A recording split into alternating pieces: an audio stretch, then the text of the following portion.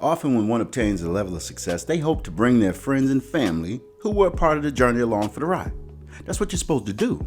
We've seen Adam Sandler do it for his comedy friends from back in the day. We've heard stories of Eddie Murphy putting his friends on too. Redd Foxx was one of those comedians who's crossed paths with dozens of notable figures.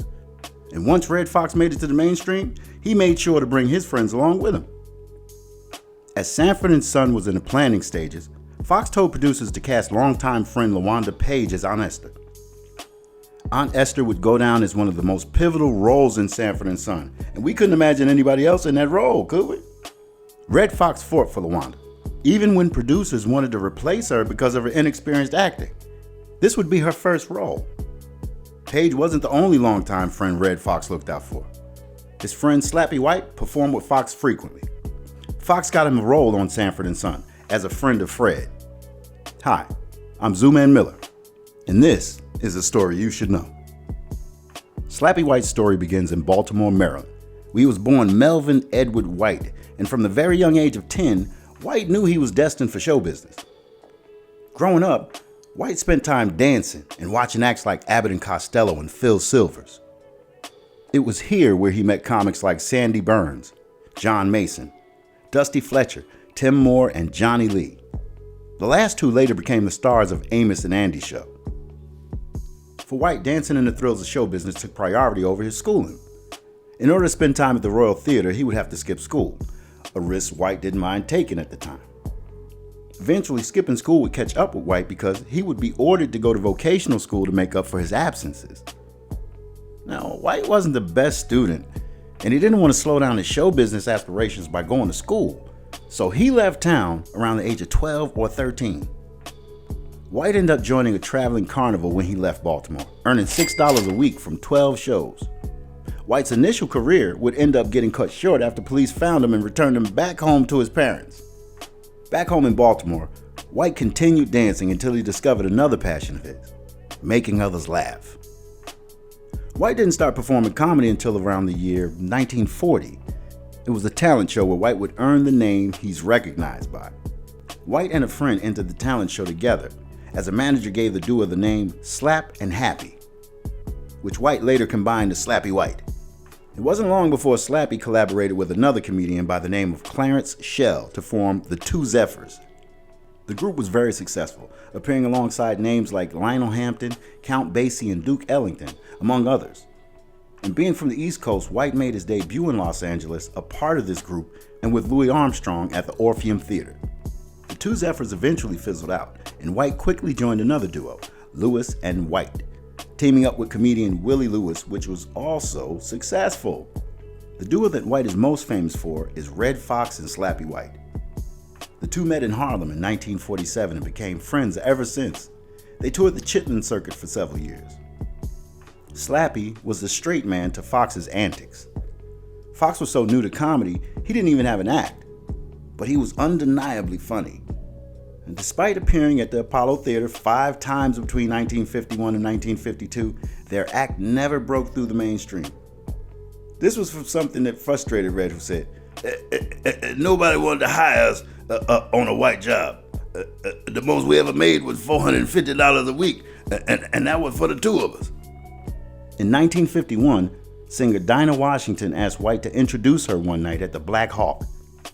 This all started when White had a gig as Washington's chauffeur, and he used to entertain her by telling her jokes while he drove.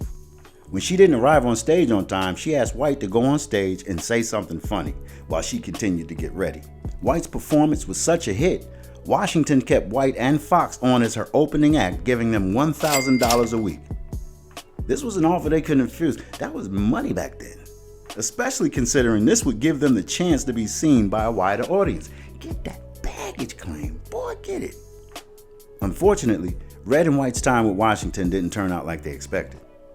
The West Coast audience was just as racist and segregated as the ones back home. The two stopped working with Washington and eventually stopped working with each other. Washington had asked White to travel back to the East with her and not Redd. White accepted her invitation, much to the surprise of Redd. This incident is detailed in the book Black and Blue, the Redd Foxx story by Michael Seth Starr. Man, there just wasn't enough money for the two of us. Slappy said. Redd was pissed off at his erstwhile comedy partner, but there wasn't much he could do. Their messy breakup drove a wedge between Redd and Slappy. Time and Redd's eventual success would heal the rift. Now, this wasn't the first time the friendship between Foxx and White would be tested. According to comedian Ronaldo Ray, Slappy borrowed $500 from Redd Foxx and said he would pay Redd next week when they got paid. However, next week came and Slappy snuck off and didn't pay Redd. The next week, Redd said, "Man, pay me my money."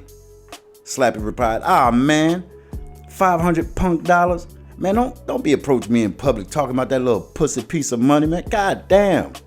And he walked off and didn't pay Redd that week. The next week, some comedians were in the green room and Redd pulled out his Derringer. Redd took one bullet out of the gun and hit Slappy upside the forehead with the bullet. Redd said, "If you don't give me my money, the next one will be coming to you much faster." White continued to tour with Washington and started to gain more popularity. One of White's best bits was called Brotherhood Creed, where he used one black glove and one white glove to perform a poem about equality between men. The routine was so popular, President John F. Kennedy awarded it a personal commendation. As a result, in 1965, White was invited to perform it for the Massachusetts State Senate.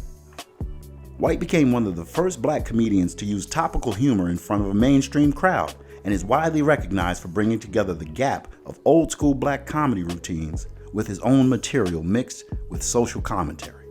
Slappy White detested raw comedy, not X-rated, but comedy that had the lilt of being sort of raw.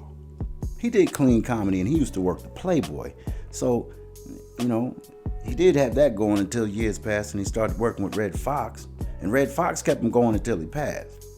In 1968, NBC aired a primetime variety special called Soul. NBC expected big things from this special and even considered the special leading into a possible series. Comedians like Redd Foxx, George Kirby, Nipsey Russell, and Slappy White would make appearances, and the entire special would be hosted by singer Lou Rawls. You'll never find. In the special, White would often pop up in sketches with Redd Foxx. When Foxx was cast as a star in his sitcom Sanford & Son, Foxx made sure that there was a role for his friend. In the show, White played Melvin, taking his real name. White appeared as Melvin for 5 episodes in 1972. Between 1972 and 1973, White was also a guest performer on the variety show Rowan and Martin's Laugh-In, in addition to the Dean Martin Celebrity Roast. White also made many appearances on The Tonight Show, The Ed Sullivan Show, and The Merv Griffin Show. White had come a long way from the Chitlin circuit and had officially crossed over. During this time, White was gaining more notoriety due to his television gigs and his rising reputation as a Las Vegas comedian. In 1973, it was reported that White had $1 million contract with the Flamingo Hotel in Las Vegas. White was also credited for helping bringing black humor into white comedy clubs, along with Nipsey Russell and Timmy Rogers. White had officially graduated from the cabarets, nightclubs, and small theaters on the Chitlin circuit to getting laughs from the white crowds. Towards the end of his career, White continued to perform stand-up comedy, sometimes opening up for Redd Foxx until the late 80s. White also made a few more film and TV appearances, like Chips and The Royal Family, a sitcom in the 90s also starring Redd Foxx. White had a small role in the 1992 film Mr. Saturday Night, and his final TV role came in 1995 as a guest star on the series Fudge. White died that same year from a heart attack at the age of 74, just 4 years after Redd Foxx had passed. Looking out for one another is something that we all hope we can do for a friend. Many promise to look out, but few are able to deliver on that promise. Slappy White was along for the ride that made Redd Foxx Redd Foxx. They've got endless stories together during the come up. It's unfortunate. Slappy White didn't become the household name like Redd Foxx, but despite that, Redd Foxx looked out for them anyway.